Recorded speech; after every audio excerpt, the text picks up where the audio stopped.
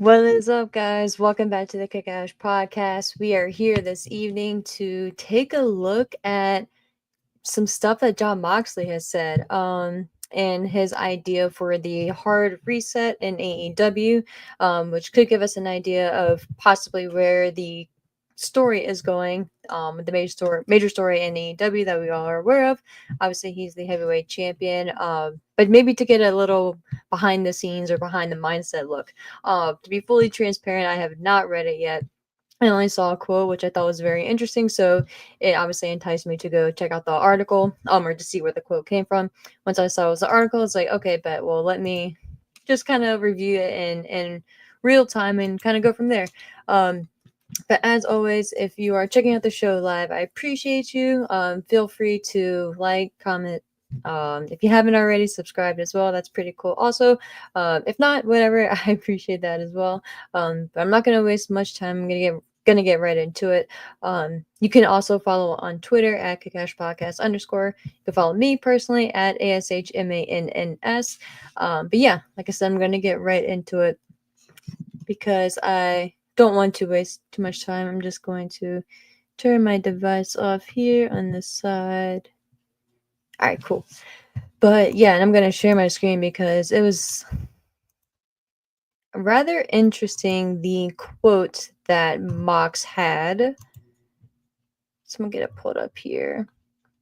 And of course, as always, have to shout out the source, which will be obvious here in a second, but it's from the nypost.com, and I will throw the link in the show notes, of course. So all that good stuff. And it looks like the author of the article was Joseph Staszewski.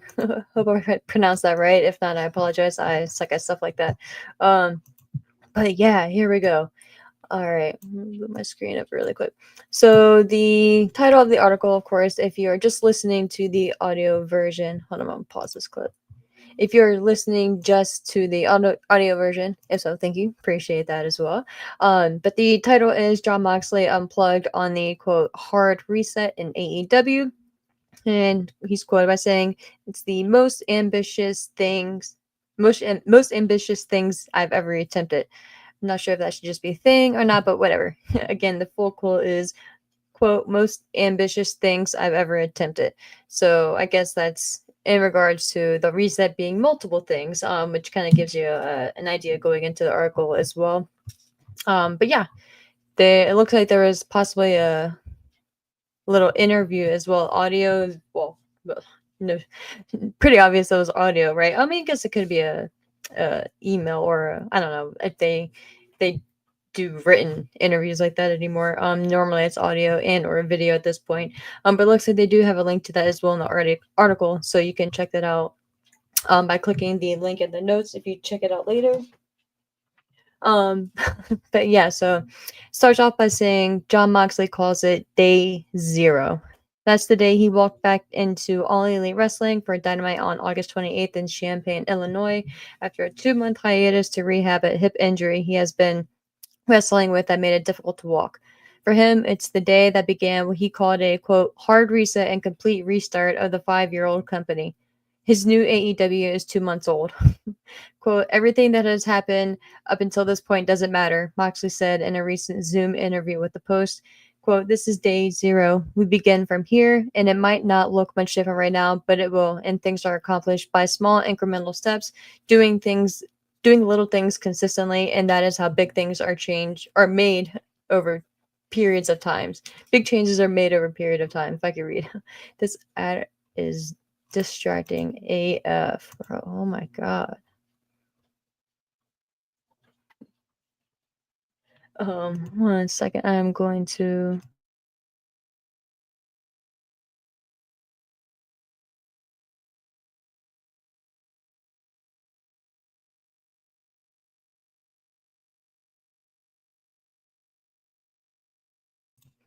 I just wanted to adjust my mic really quick. But continuing on, it says, now that I got that damn article or that damn video pause, distracted. Fuck, man. But continuing on, that break allowed him to step back and led to an epiphany that put the whole creative picture in his head that, quote, nobody else can see for owner and booker Tony Khan's company. Quote, my goals going forward are probably the most ambitious things I've ever attempted. Okay, so that makes sense. The quote at the beginning was a more plural version. Continuing, and logically on paper, one would say they would probably be impossible, but we're going to do it. We're going to accomplish those things. That night in Champaign, he told interviewer and play-by-play man Tony Schiavone in the ring that, quote, this is not your company anymore, end quote, which led to a ton of speculation, as we all know, with the whole Shane McMahon thing and just where the direction of this whole story is going to begin with.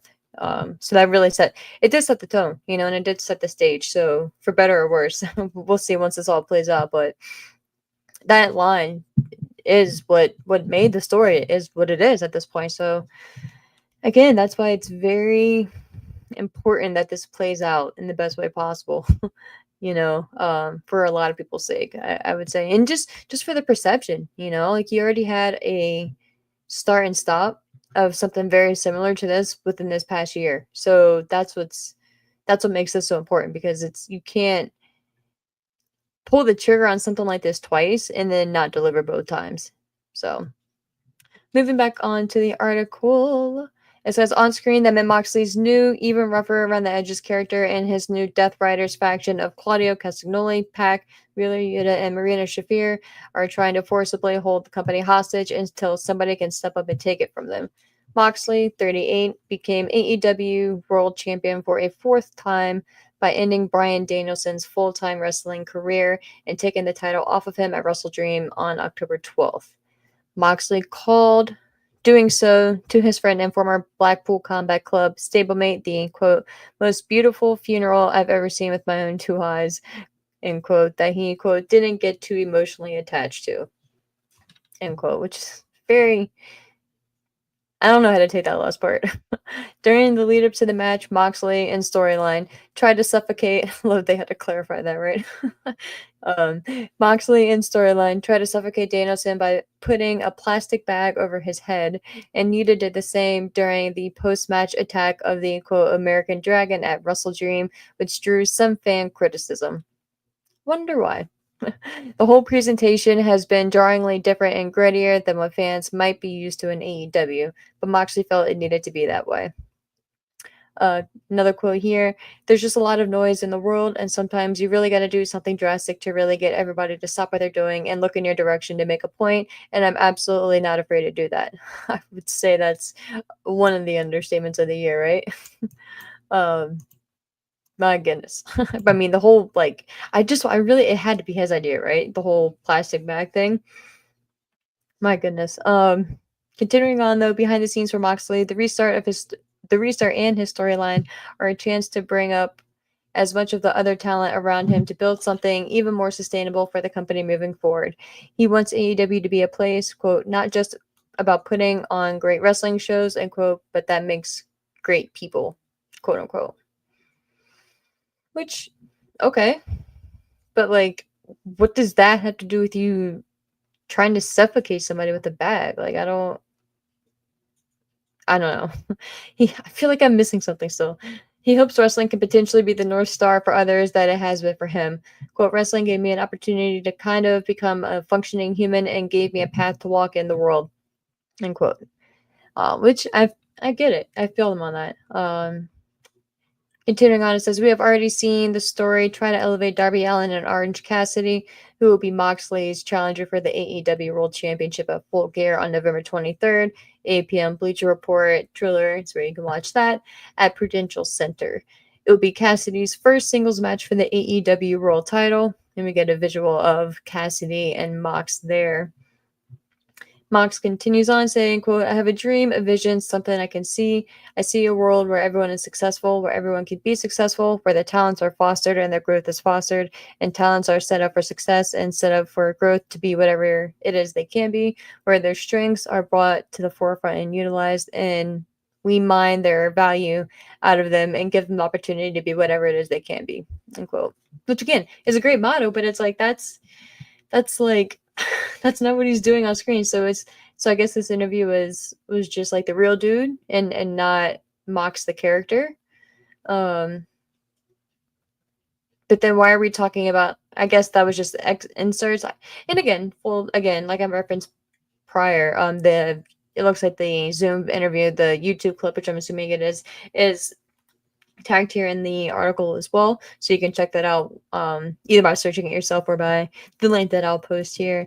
But continuing on, it says easily the most public of these were numerous circumstances centered around CM Punk. Oh, I'm sorry, I skipped a line. Moxley, who has been with the company since its first pay-per-view in May 2019, said changes were needed because of a, quote, mountain of shit that happened in what he calls the old AEW before day zero.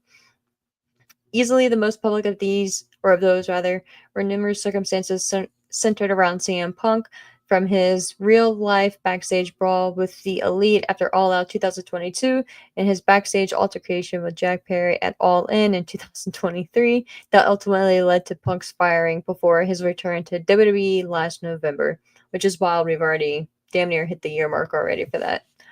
Moxley chose different examples to illustrate why a hard look and total company refresh is needed. There's the chilling, and that's just a funny picture. I don't know why that cracks me up. Again, Canada Dry. Just saying, if you need a sponsor. That was empty though, so I need to grab a sip of water here. He noted an instance earlier this year when a backstage person said something that stunned him, and he felt talents were not put in a position to succeed due to a lack of, quote, preparation, framework, and direction, end quote. And I'm pretty sure this is leading to the excerpt that I saw on Twitter, which prompted me to seek this article to begin with, really. Excuse me. Says that Moxley said was just a, quote, grain of salt of the issues he's seen.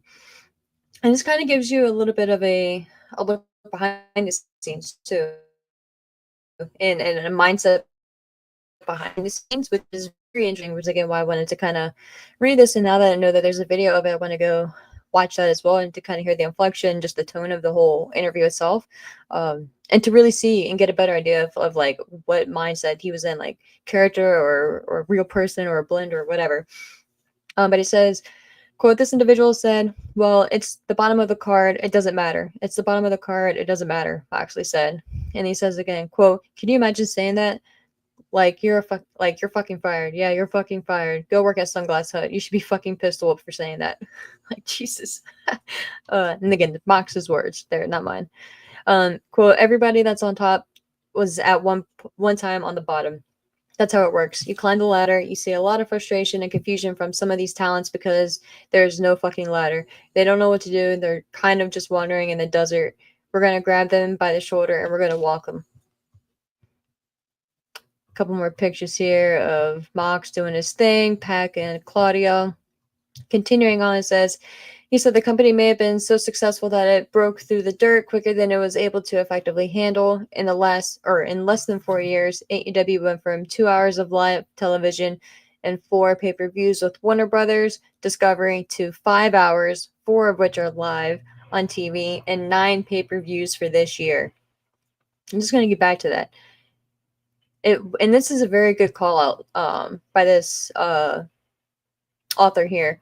What's his name? Joseph, I believe. Yes, Joseph Staszewski. And again, I hope I'm pronouncing that right. But shout out to you for this call out here. Where'd it go? Okay. And again, reading this again, because I thought it was very interesting. In less than 4 years, AEW went from 2 hours of live television and 4 pay-per-views with Warner Brothers Discovery to 5 hours, 4 of which are live on TV, and 9 pay-per-views for this year alone. That's substantially straining to your product, in that short of time frame, unless you have the star power talent and pretty much the goods to back it, and that's, I think, the issue that we're running into, and not even necessarily of like household names that you need, but just like direction for the people that you have. And I think that's where we're kind of in a little bit of a tiffy, and in a situation where it's like we have too many cooks in the kitchen, I feel like. He continues on to say, quote, the more weight you put on something, you have to add infrastructure and support to support that, or otherwise it's going to break down. Okay, well, and again, I haven't read this prior, so it pretty much damn near what I just said. So, and again, that's obviously coming from the outside. It's one thing, it could be viewed as like negative or like shit talking or anything like that. But this is coming from someone who's directly in there and there. So, and again, that's why I wanted to read this, and I really want to watch the video now to see if he's more in character or if he's more real guy John. But it just wouldn't make sense if he's in character, because like, why would you be so focused on, like, it wouldn't make sense for him to be saying, as the character Moxley, right, be saying like, oh yeah, like our focus here is to build the young guys up, because you wouldn't be out there just like beating the shit out of Private Party, Dark Order, all those guys, all the people that you're saying are at the bottom. You wouldn't be out there literally beating the crap out of them every week. So that's where I feel like, okay, this has got to be more of like the real guy. So that's why, to me, it's very interesting. And again, it's almost like constructive criticism in a way, and then that's not a bad thing. Just in general, everybody needs it, you know. So that's why, again, I just find this pretty interesting. Hold on a second.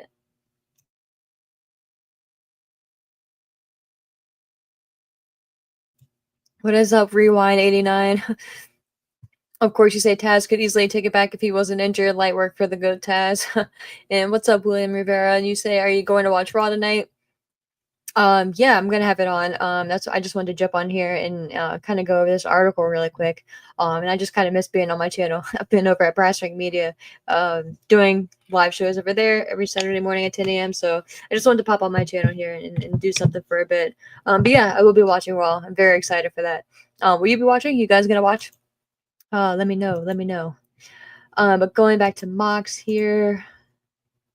That idea makes this the likely, that idea makes this the likely ideal time for an AEW refresh, with TV ratings steady but lacking growth, and ticket sales for its weekly shows down as it gets set to begin its multi-year media rights extension with WBD, Warner Brothers Discovery, which is a very nice way of putting it.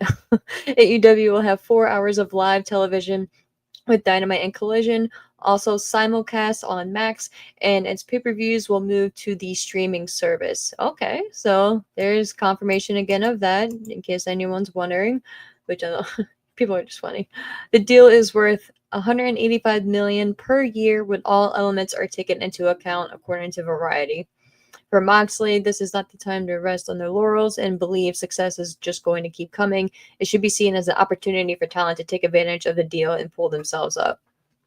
Quote, that's all great, but this isn't a time to celebrate. You didn't just win the Super Bowl, Moxley said.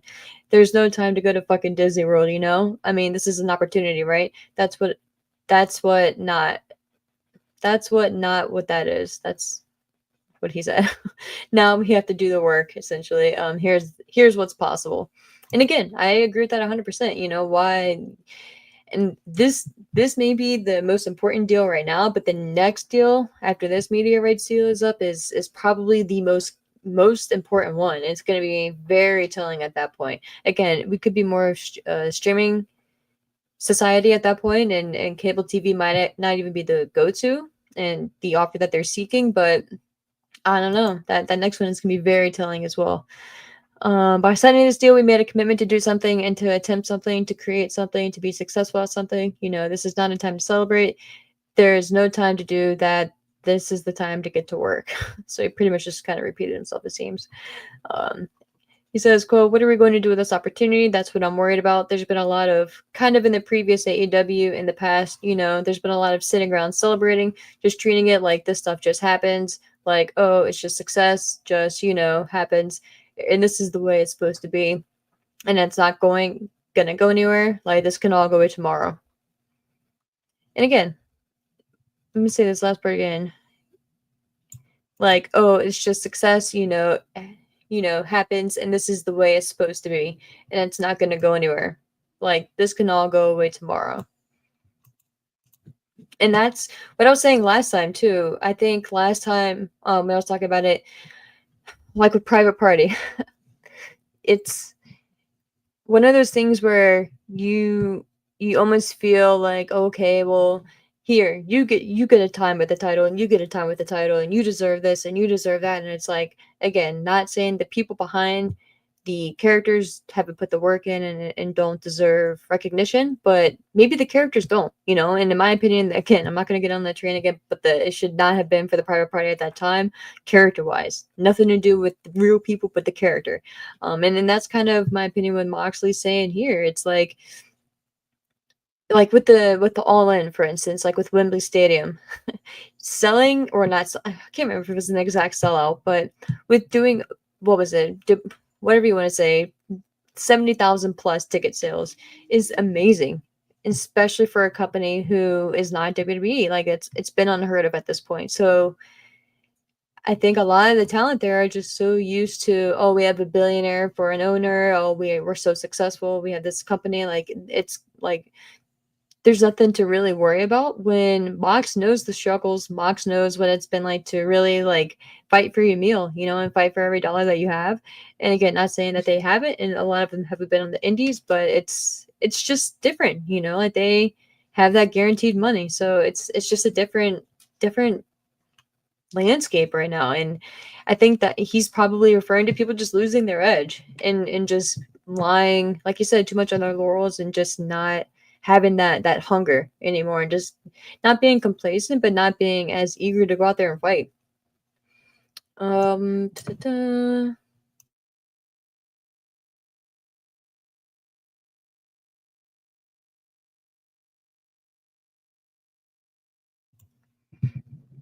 William, you say, did you see Liv and Dom new merch? I'm getting it for sure. No, I haven't. I have not. Oh man, maybe I should take a look at it. Rewind89 says, I'm a big Dirty Dom fan. Daddy Dom got me back into wrestling WWE. Hey, you definitely gotta get a shirt then. What's up, Sean? What is up, my friend? I hope you and your family are doing well. Yes, I love Dominic Mysterio. He's the best. He just goes without saying at this point. He's amazing. And the facial reaction that he had, again, it was a couple weeks ago at this point, but to Tiffany Stratton kind of like insinuating that if she were to have cashed in and beat Liv, that Dom comes with the title, and just his facial reaction was just fucking perfect. Just amazing.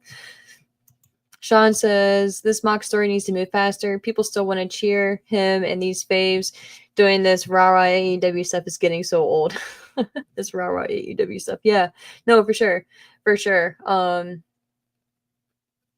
It's kind of ties into what I was just saying there about the whole appreciation thing, like, and the whole like it's kind of a given that AEW is here and they don't need to fight for it, and everything I was just saying. I wouldn't even say it's a matter of the wrestlers there not and the talent they're not appreciating it, but just not appreciating it maybe as much as they should.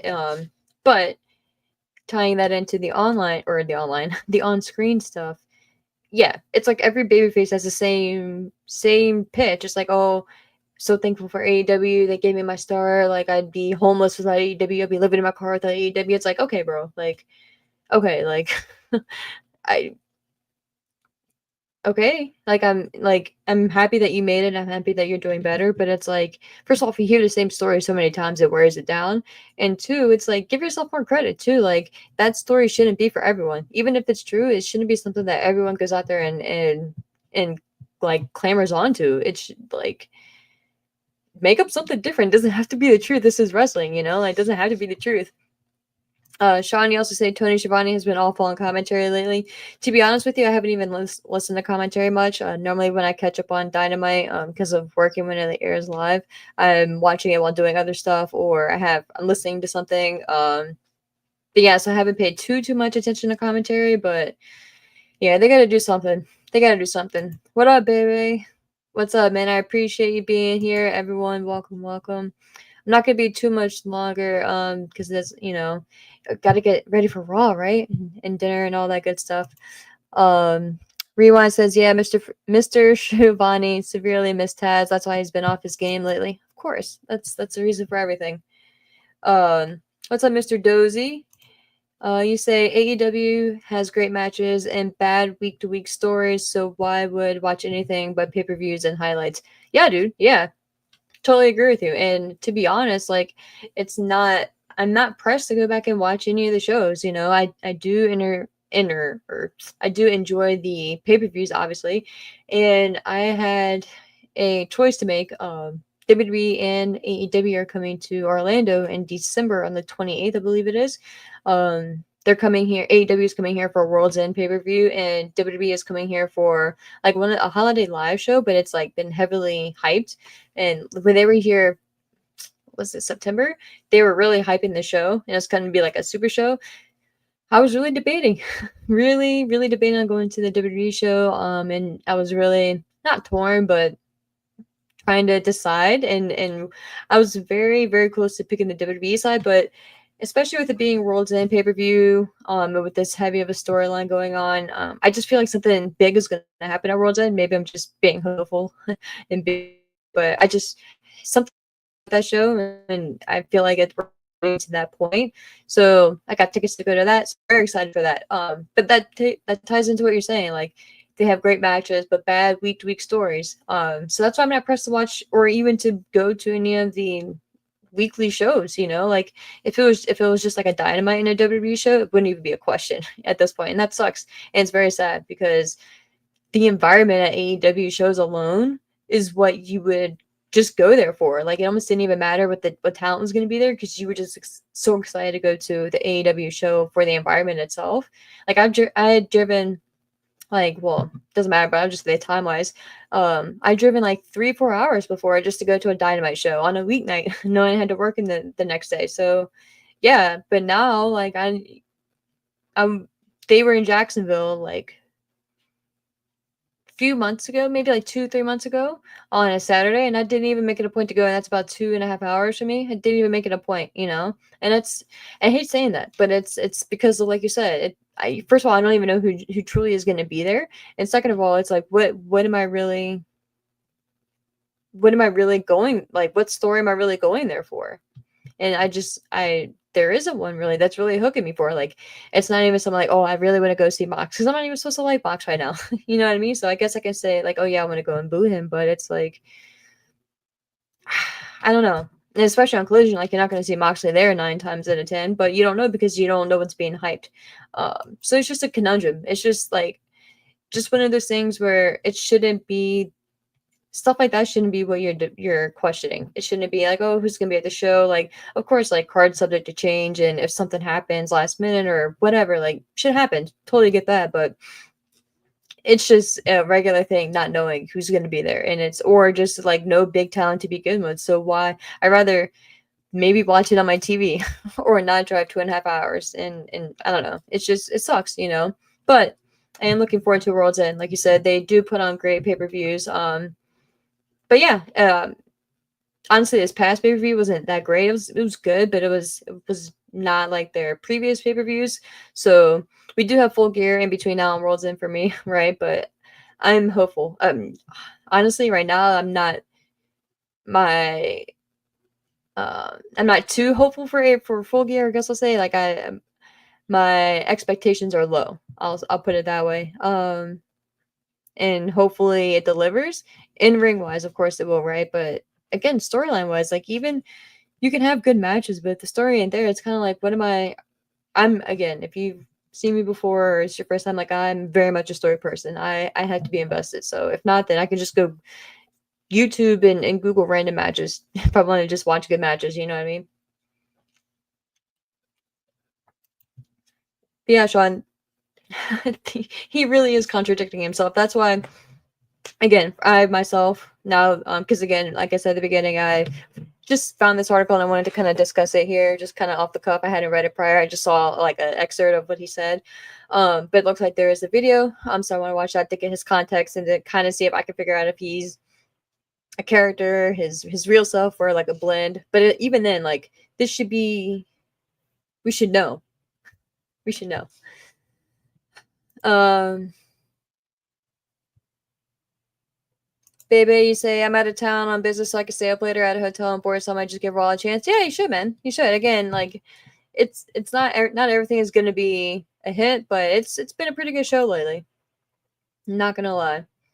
But finishing up here, his current storyline has been playing out all over AEW's programming. I wouldn't say out all over because 90% of the people don't even acknowledge it. But continuing, something rarely seen during the company's history. One of his promos that opened at Dynamite was shot while the Death Riders were riding in the back of a pickup truck on their way to the arena. Quote, it can be whatever the fuck we want it to be. There's no rules. Any rules we have, oh, we gotta have, interviews on the set that look like this, so we have to get this in time, we have to put this up. Any of the rules we have are just things we put on ourselves. It's pro wrestling, man, and it's always evolving. And even you gotta stay evolving with it. I think that's supposed to say either. But either you gotta stay evolving with it or you get left behind. Elements of his current story, especially with Danielson, have been compared by fans to Terry Funk turning heel on Ric Flair in 1981 for Jim Crockett Promotions. I'm sure Tony is going to like that call out there. And one of the most successful stories of that era, and has a slight NWO feel with how his group is beating down the babyfaces en masse inside and outside the arena. The lower end babyfaces, though, that's the problem.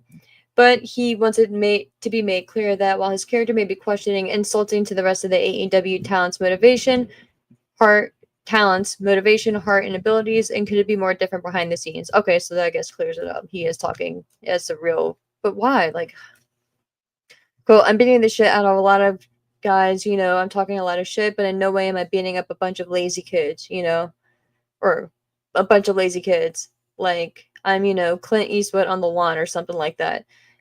Just the way he talks, man. In no way is it like that. I'm an advocate for these people and maybe the only guy standing up for these guys in the locker room. And I do believe that. But that's why it's just so conflicting. Like, what are we doing on screen? Like, his goal is to create better habits and a better understanding that anything with an AEW logo on it needs to be held to the highest standards because it reflects everyone in the company, and not doing so would be a, quote, blatant disrespect to the paying fans. He wants to create an environment that's inhospitable for bullshit. I'm just kind of excited about the new kind of attitude you're feeling, the energy that you're feeling in the locker room, backstage, and I guess another typo, in the arena. Just everything surrounding AEW. I don't know what he's referring to there because I don't feel like anything's changed yet. But maybe it will. It's a different kind of attitude. Again, maybe behind the scenes, but I haven't seen that on TV, and it's just not reflecting on TV yet. And let me know if you guys think differently, but it ain't clicking for me yet. Finishing up here, it's all part of his ambitious pursuit he hopes can be shared by everyone in the company, from the on-screen talent to the production crew and fans as it manifests. Everyone will be, quote, everyone will, quote, be moving in the same direction, and, quote, toward it. Quote, you have to appreciate how great this opportunity is that we have right now. We have a responsibility to make the most of it. What AEW becomes in the future, in the next year, next 5 years, next 10 years, whatever it is going to be whatever we make it. End quote. 100% agree with that. And behind the scenes, fucking agree with that, man. 100%. He should be the spokesperson. Even on the scene or on the screen. If that's what he wants to do and what he believes in, 100%. I don't see why that hasn't been his character and his direction. Like, I don't know why he has to be the bad guy. Like, I don't know why we went this direction with it. If this is his mindset behind the screen and this is what is fueling his character on screen, then why not have that perspective be what we're seeing on TV and have him be the ultimate good guy? Like, why was it that no one else could be Brian and no one else could get the title off of Brian and Moxley had to be a bad guy? Like, why couldn't it have just been a match over respect? And then Moxley has this same mission statement and this same motto going forward with the championship. And then we have someone like a Dastardly MJF or someone down the road beat Moxley. Or if you want Moxley to be a bad guy, like, I don't know, don't have him doing interviews like this. Like, because to me, like, this makes you want to cheer him on and be like, yes, like, thank you. This is exactly what we need. More direction, more focus, more leadership, more structure. But that's exactly the opposite of what he's doing on TV. So it's like, again, like a media scrub. It's like you see these people and these characters on screen, and then you listen to the interview, and it's the exact opposite. So it's just like, what are we supposed to be following? And I don't know, maybe I just read too much into it, but it's just kind of confusing to me. Like, I agree with him here because that's his mindset and that's the goal behind the scenes and that's what he's doing behind the scenes, but I guess I'm just still supposed to be not agreeing with them on TV, which is fine, I guess, you know, like it's the same thing for movie stars, right? They say like they're not they're the characters they play, which I get that, but wrestling is different, you know, like a lot of these interviews are done in character and they're supposed to be. So I'm just kind of confused there.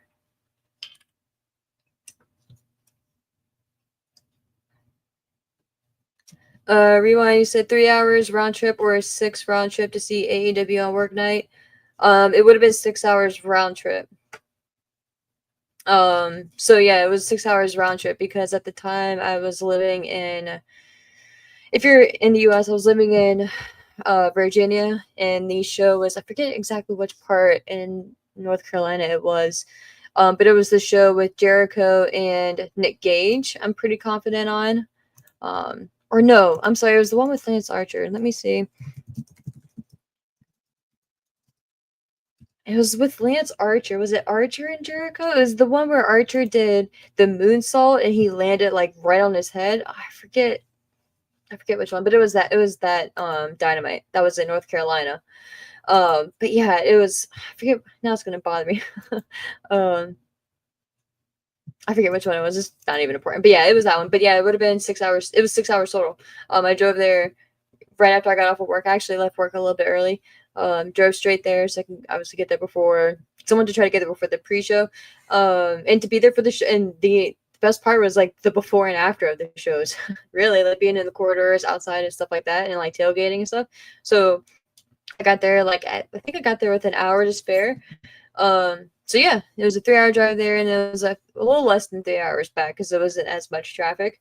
Yeah, yeah, because I loved it, man, and I still do love him as a company. I just want them to get back to that. Like I don't, what Moxley is saying here and referencing here, like at least the feeling behind the scenes is changing. Like I hope that correlates on screen because that's what we all hope for. I hope, you know, if not, if you're just a hater, then whatever, that's on you. But like, I want them to succeed. I love AEW, you know, like I spend my time, my money, and my attention when I could be doing other shit into them. So yeah, I'm not a hate watcher. Ezekiel, welcome. You say I feel like this is a long term thing. Like upper guys aren't going to start noticing till one of them gets taken out. Like when they eventually run into the hurt business. Yeah, but we've been going at this for a couple months now, and it's just been the same shit every week. So like, let's go.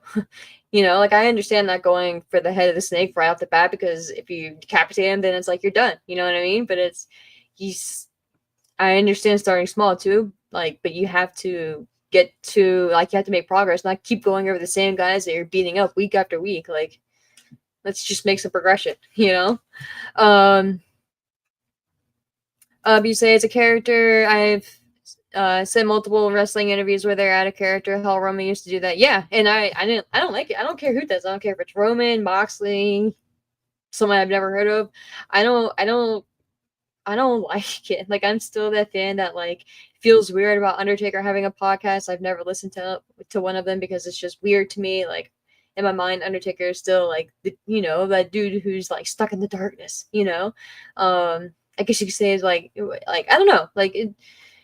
But on the same token too, like I love the business side of it. But sometimes I just don't like peeling the curtain back but so much, especially while still stuff is still going on. Like with Jericho, like with his podcast, like I was listening to it a lot years ago, but once it got to a point where he was explaining storylines that had just happened like a month prior, I was just like, I don't, that's cool, you know, and like maybe like 4 or 5 years from now, like I'd like to go back and hear it, but I just wanted to let it sink in and let it simmer a bit before I just know how the sausage was made right off the bat, you know? Like at least let me digest it a bit. But yeah, I don't know. That's just kind of like how I've always been with wrestling as a whole. So I, you know, I get it, and I get they're real people too, right? And they want to talk about their journey and stuff. But for me, those are kind of almost like the extras, like on the DVD. Like you have to make it a point to go to that section. I guess the interviews are the same too, and like I did here. But I don't know. It just kind of hits me different. Um, Rewind, you say you're 100 real fan Ash 6 hour round trip on a organized crazy. I need my beauty sleep, especially. Yeah, no, I mean I wasn't that Thursday wasn't the best Thursday. I'll at least admit that.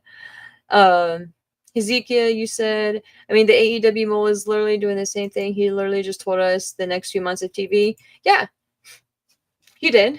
And a lot of those are spoilers, but a lot of it, and again, if it's stuff that I seek out, then yeah, that's on me. But if not, then and that's kind of different because he or she is not a character that we see on screen every week.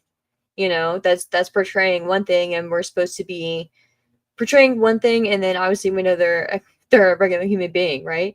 But the mole, that's a little bit different because like the mole is just sending out tweets on stuff that they predict and or know may be happening.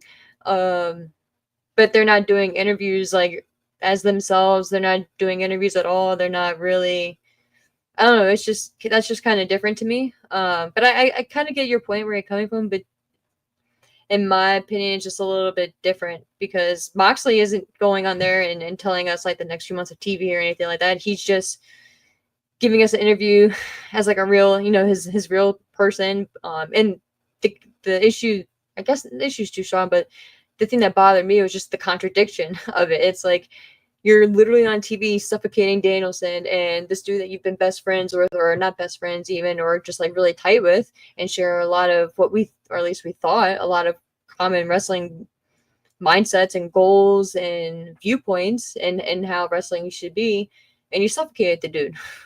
So it's like, but then now you're saying like in an interview that you want everyone to have a fair shot and like you're there to help the young guys, which again I love. Like that's not a problem. That's great. That's what everyone should be doing, especially in his position with his power.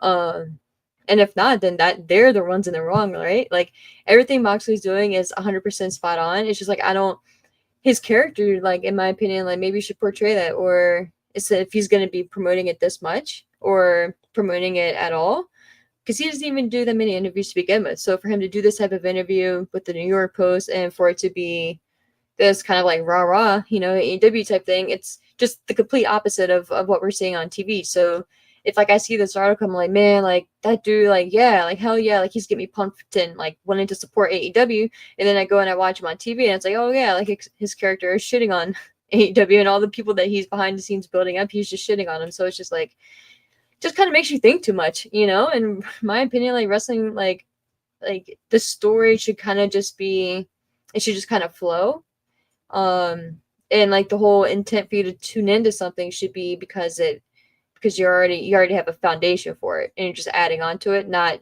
like having a foundation then kind of needing to like not necessarily deviate from it, but just have it be something completely different than what you're originally going to build. So I don't know, that's just kind of like my long-winded answer on that. But again, like I completely understand it, and I just kind of wish it lined up a little bit more, or we just had a bit more consistency just with everything as a whole. And again, not even just with AEW, but with WWE too, because they do the same shit with their media scrums too. Like we'll literally watch these people like go at it and say so and so was pitch and all this stuff, but then we'll see them come out and like I Liv Morgan and like thank the interviewers or like whatever. It's just like we're just trying to have our cake and eat it too now, and it's fine. It's not a big deal, but it's just different, and maybe I just need to get used to it and just get with the times, right? But it's just different. But with that being said, my rant of course carried me over, but I thank you guys. I will try to jump on here maybe sometime on Thursday, maybe we'll see. But I appreciate you guys for hopping on here and the interaction and for commenting. I truly appreciate it. Again, as always, you can follow me on Twitter at @KakashPodcast_. You can follow me personally at ASHMANNS. I have set up a Twitch page for Kakash Podcast. I have to sign up for certain membership features here to be able to stream in multiple sites as well, but just trying to get with the times, and Twitch, I've always been intrigued by it. So we'll see that maybe just kind of connecting, going live on Twitter. So if that's easier for you, if YouTube isn't your thing, or if you have any other recommendations, let me know. Always open for that.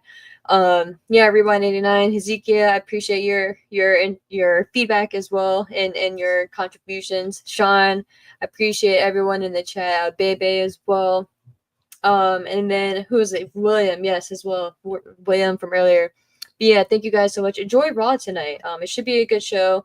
Baby, if you end up watching it, let me know what you think. You got me on Twitter now. But as always, guys, thank you so much for joining. I truly appreciate it. And until next time, I definitely know I'll be live over at Brassring Media Saturday morning at 10 a.m. Eastern time. But just subscribe to the show here and turn on those notifications, right? That's what they all say. So whenever I randomly go live like tonight, you can pop in and talk shit with me. But until then, guys, thank you so much. I appreciate it. Be safe out there and enjoy some wrestling. Take care.